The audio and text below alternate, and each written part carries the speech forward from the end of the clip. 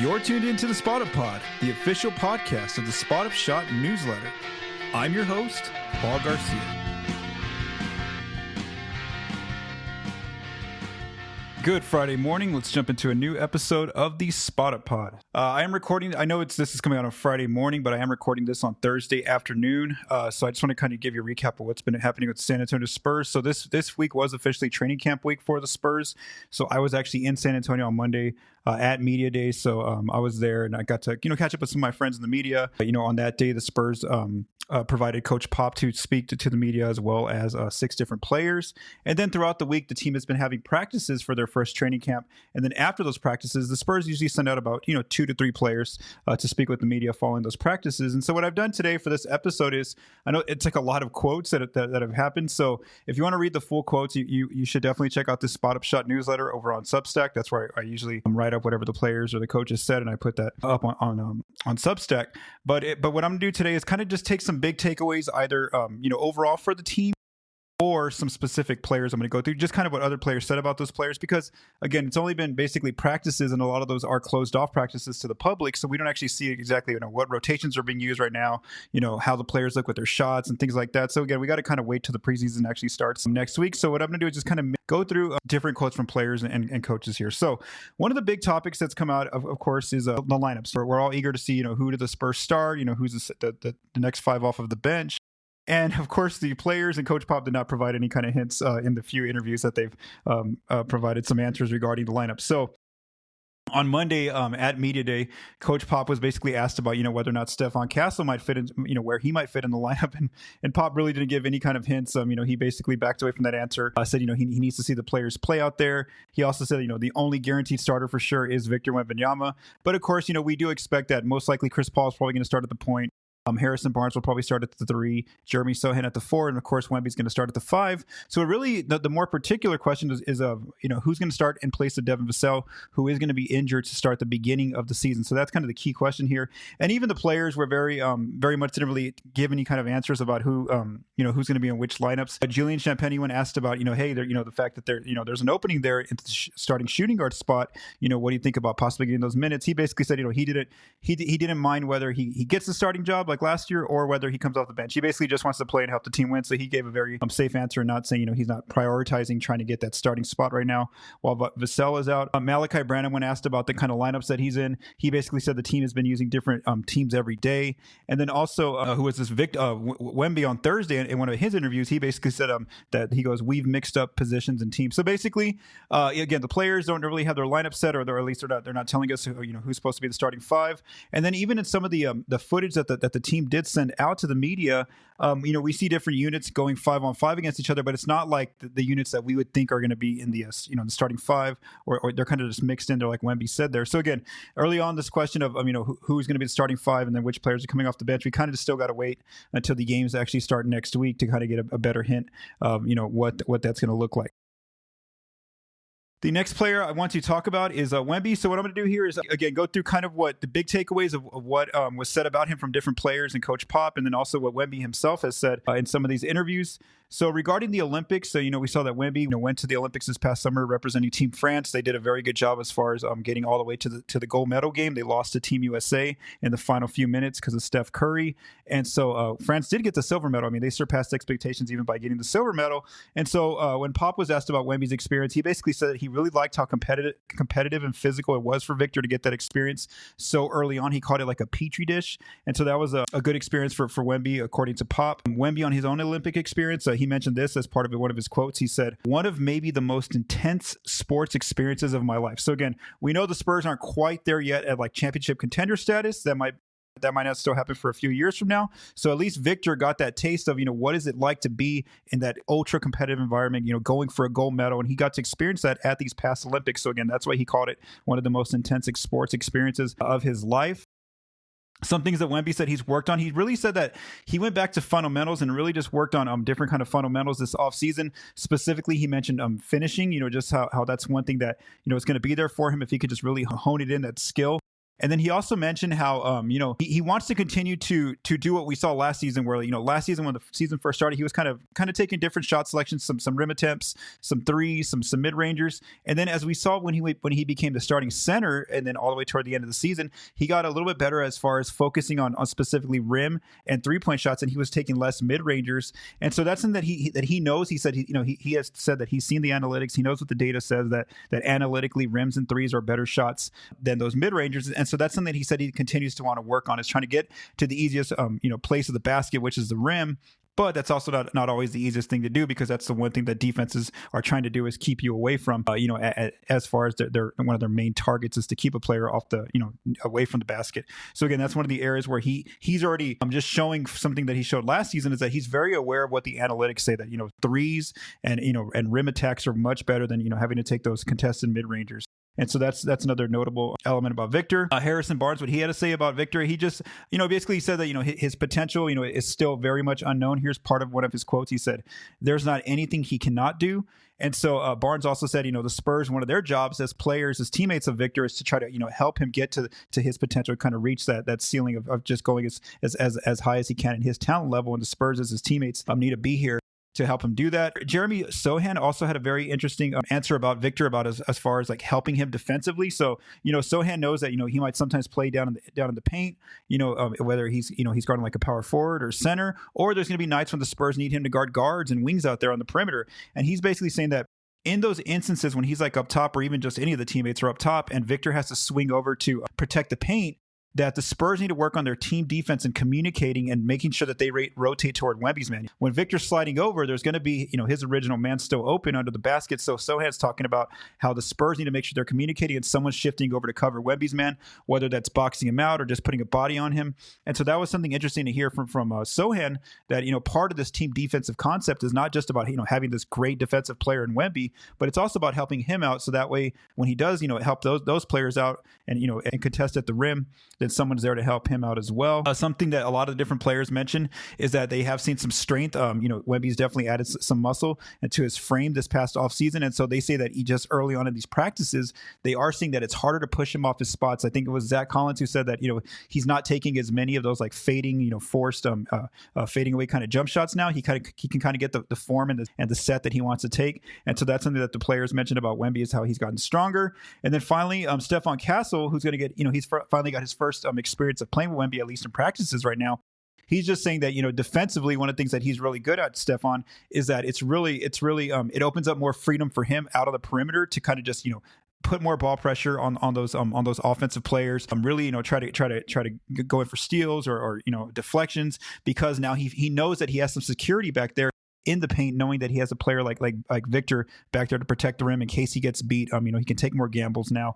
And then something he mentioned about going from having playing with Donovan Klinging at UConn, throwing him alley-oops. Now he has an even bigger target in Wemby, who's like 7'5" here, who he can throw the ball up to in the air. And the fact that Wemby's arms can just reach all over the place, he has a bigger radius there to catch those balls and try to finish them near the rim. So again, that was something that different players and Coach Pop said about Wemby so far going into this new season.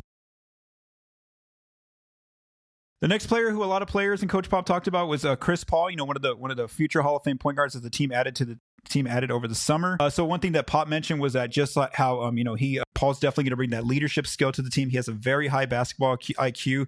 Pop mentioned how over the years coaching against Paul was always frustrating, because he and other coaches can just tell that Paul's always a few steps ahead of him, and so they're having to like try to outthink him when he's that point guard on the floor seeing everything. Something that Devin Vassell mentioned was that he kind of wants to learn from Paul in terms of how to play make, whether it's out of the pick and roll, what is Paul exactly seeing, how is he reading defenses, and that's something that Vassell, to become a better ball handler and playmaker for the team, he wants to continue to add to his game by watching Paul. Stephon Castle also mentioned something similar about already just in these first few days of being out on the floor with Paul. He's kind of watching what he's doing, whether he's on the ball or off the ball, and how it's just been a little bit easier to play with Paul there on the floor. As far as Paul, what he said about why he chose San Antonio. Of course, he's here to help mentor the young players. But for him, he really said that it's just a great opportunity for at least at this stage of his career, a place to get real minutes, real playing time, really have a bigger role than just being a veteran coming off the bench and being guiding these young players. He really wants to have a role and play basketball. He basically he said he wants to hoop. He even left his family to spend some time in San Antonio to during the season to actually play out there. And so again, he wants to not just be this veteran mentor for the players. He actually wants to be an integral part of this team and really have a big role on this team. So that was something interesting to hear about why Paul chose San Antonio. Something Zach Collins mentioned about Paul was that Zach went back to last season where he says, there was a lot of games where the Spurs were up big, maybe 10, 15 points. And then, the other team would come back on them. And of course they ended up losing that game most of the time. Or there was nights where the other team would go on a big run and the Spurs would kind of just fall apart and, they would end up losing these games. And so he's saying that having a player like Paul, who's a veteran player, can ease down the team when they get a little bit sporadic, whether it's on offense or defense. He says, that's really going to help in those close game situations. That's something Zach mentioned.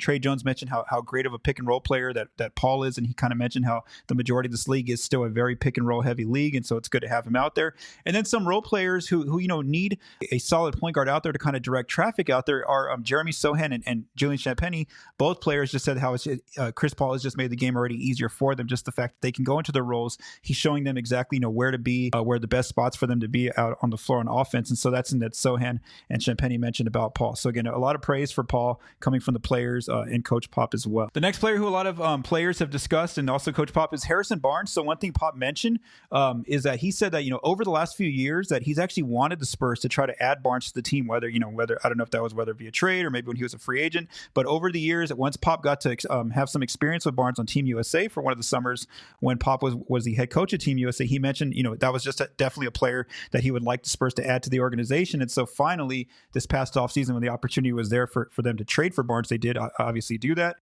Barnes, one thing he mentioned is that obviously he's going to bring his leadership skills to this young team. And he just mentioned how, one of the key words that he used was establishing habits. That's something that he said, he's definitely bringing to this team and that he wants them to be consistent with. And I think that's going to, that just shows that veteran leadership that Barnes is going to bring out there on the team.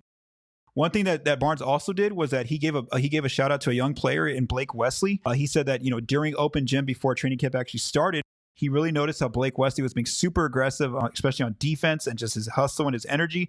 And even though, Barnes isn't the Spurs' GM, that's still good. The fact that Wesley's getting a shout out from one of the veteran players on this team, because Wesley and Malaki Branham, who I'm going to discuss later, they both have a very a crucial October coming up where by the end of this month, the Spurs need to decide whether or not they're going to exercise their team options for next season. So again, this is a big October for both Wesley and Branham, as I've mentioned here on the Spot Up Pod and also on the Spot Up Shot newsletter. But that's just a big sign of encouragement, the fact that a veteran is out there shouting out Blake Wesley and the work that he's put in. And then finally, something that Jeremy Sochan said about having Harrison Barnes on the team is that he just said he brings a very calming presence to the team. He doesn't play a very rushed style. He's always kind of, just showing that leadership skills out there for the team. The next player I want to discuss is Devin Vassell. So mainly what I want to focus on with his comments was just kind of, he talked about why he's now, starting the season on the injured list, unfortunately. So basically, when Devin went out with that foot injury last season in the final 8 games of the regular season, he said that, the first protocol was to basically let the injury heal itself. Well, come, basically like June, that the injury still was not healing on its own. And so finally, he and the team decided he needed surgery, off-season surgery. So he did have that surgery on June 26th. He said it was his mom's birthday on that day. And now, he's still in that recovery process. And so, again, he's not guaranteed to be back by November 1st, but at least on November 1st, they're going to reevaluate and see exactly where he's at in his recovery process with that foot injury. So again, we don't quite know when Devin's making his return to the court. It will be at some point this season, hopefully early in the season. But again, as I mentioned on last week's episode, he's going to for sure miss the first 5 regular season games if he's not back by November 1st. And again, that's kind of where they put his timeline. Discussing Jeremy Sochan and some of his comments and also some comments that were mentioned by some of his teammates. So he's basically very thrilled this season. It's a totally different experience for Sochan compared from last year to this year, because at this point last year, he was getting ready to be thrown into the fire here in terms of having to run the point guard position. The Spurs were experimenting with that with that position for him for the first 20 games of the season. Obviously, it didn't work out very well, so they ended up going back to Trey Jones later in the season. And then, of course, this offseason, they signed Chris Paul. So now they have really good point guard play with both Chris Paul and Trey Jones running the point. But Sochan's actually thrilled to be back at his natural power forward role. Some things that he said he wants to do this year is just be consistent. He said, definitely play with energy on offense, shooting the wide open three if it's there for him to catch and shoot three. He's going to try to crash the glass on both ends of the court. He's going to attack his closeouts. And then, of course, on defense, he's ready to be the primary defender on whoever the Spurs need him to go out and guard. Like I said, he's a very versatile defender. He can go out and guard guards for games. He can go out and guard, wings, bigs. So Sochan's really, he at least gets to be in his natural role now there as the power forward. Regarding his shot, which is obviously something that he's continued to try to work on over the last few years, he did mention how he's been spending a lot of time with shooting coach for the Spurs, Jimmy Barron, and he's been working on his shot, on his shot release, on his what do you say? His form. He said visually, like you'll be able to see a noticeable difference in his jump shot from this coming year compared to last year. And he did mention that for him, he's basically like a perfectionist, and for him, it's really hard. He has to be patient. He knows that in one day it's not going to go from being that really consistent kind of shot. It's going to take a lot of time. So again, and this is a big offseason for, not big offseason, but a big season for Sochan, because as I've written on the Spot Up Shot, next off season is when the Spurs have to decide if they want to give him a contract extension. So again, not this summer, not this coming season, but next off season, when next summer comes, the Spurs need to make that decision of whether or not they're going to try to work with Sochan on an extension. And of course, I think a big part of that will be, how much offensive improvement does he make in this coming season? And, big part of that offensive improvement will be his 3-point shot. Looking at some of the comments regarding Stephon Castle, the Spurs' rookie, who they drafted with the 4th pick in the 2024 NBA draft. Basically, what Castle mentioned was that, obviously one of the knocks on his game coming into the season was similar to Sochan's, which is his 3-point shot. He says that basically since Summer League ended, he's really worked on just getting reps up on his 3-point shot. So that's something that he's definitely been working on. He also knows that, with Chris Paul being here, with Trey Jones being on the team now, he's going to be playing more off ball. So he's definitely prepared himself that way as well. He knows he probably won't be the team's primary point guard coming into the season. And then one thing he noted was that how, obviously he's known for his defense, his perimeter defense, but that's something that he really wanted to use out early in training camp and also in open gym, just to basically get the trust and respect of his teammates, is that he's going to go out there and he's going to defend first. And that's really one of the reasons why the Spurs drafted him, is that he's one of the better defenders coming into this draft. So obviously, Stephon's been out there trying to earn his teammates' respect regarding his defense. And then some things that his teammates said about him early on is that Zach Collins has said what others have said before, is that he's very calm, he's very poised for being just a rookie. He's definitely very patient. Zach also mentioned how he's very strong, that like when Stephon comes off a pick and roll, it's hard to push him off of his spots. He definitely has a lot of body size out there to fight off that physicality. And then something Trey Jones mentioned was how for a rookie, it's very rare for a rookie to kind of play at their own pace, and he says Stephon always does that. He's very poised, he's very paced. He has a really good pace to him. He doesn't get rushed for being such a young player coming into the league. And then finally, Malaki Branham spoke with the media on Wednesday, and so here were some of the takeaways from his interview. He also mentioned how he didn't really have to work on his form. Malaki does have good form on his jump shot. The big issue for him over the last 2 years of his NBA career have been more so consistency. He just hasn't shot a consistent percentage from three. So he said that in order to the way to improve that was for him to get more reps on his three. So he says that's something he's really focused on his 3-point shot, is his reps. He also mentioned how he's really worked on his defense over the summer, and one of the players who kind of worked with him on that as far as being competitive was Blake Wesley, who's known for his defense. So he says that him and Blake, after open gyms in the summer, they both played a lot of one-on-one against each other. So he's obviously picked up some things defensively, probably from Wesley. And so he says that's one thing you're going to see from him is his improved defense. And then, like I mentioned, regarding Wesley and both Branham, they do have that team option coming up on the last day of this month, which is October 1st, where the Spurs have to decide if they're going to exercise the team options for either player, which would allow the player to return next year under contract. If not, whoever doesn't get the exercised team option, that player will become a free agent next summer. So here's I just want to read the whole quote when Branham was asked about the team option coming up. He said this. He said, "I'm here putting in work every single day. It just depends on what they want to do. But I'm going to work hard. I'm going to do what I need to do." So again, there's Branham saying that he's going to control what he can control. He can only control how much effort and work he puts into his game. And now it's up to the Spurs front office to decide whether they want him part of the future, he and Wesley, or not. And so that decision will be coming up soon. As I mentioned before, the Spurs have a little bit of a trial here to get some last samples of data on both Wesley and Branham, basically, because they're going to get all of training camp, which is this week. They're going to get all of the preseason. And then if they want, I mean, they could really take this decision all the way to the end of the month, which would be like 2 or 3 regular season games. The Spurs typically, historically, they announce these decisions in about mid-October. They'll know by like either right when the preseason is about to end or right when it concludes. They'll make that notice of whether or not they're going to exercise the team options for Branham and Wesley. So again, those are just some basically taking a lot of information, which is a lot of quotes. That's really what all this is right now when it's training camp, is that it's just a lot of quotes. We obviously we haven't seen a lot of film and things like that on the players, but that's kind of what I want to do, is just kind of pick apart some of the big takeaways from the players and Coach Pop, and kind of put it here in the Spot Up Pod. Again, I really do encourage you to subscribe to the Spot Up Shot newsletter over on Substack. You just go to the spotupshot.com, because on there I usually I'll get these quotes, or even after a game I'll watch the game and write about it first. It's always going to be, my written form is going to always be first before I come to the podcast. So my podcast is more so where I kind of reiterate what I discussed there in the written form, but also give more expanded thoughts. And that's the time when I get to think a little bit more and just give some more details I may not have caught myself saying in the original write-up. So again, I definitely encourage you to subscribe to the Spot Up Shot newsletter. But again, thank you again for listening to the Spot Up Shot. To the Spot Up Pod. And then also, again, visually, if you want to see some visuals, maybe some quotes from here, I'm going to definitely put some visuals in the video format of this episode. Thank you for taking the time to listen to this episode of the Spot Up Pod.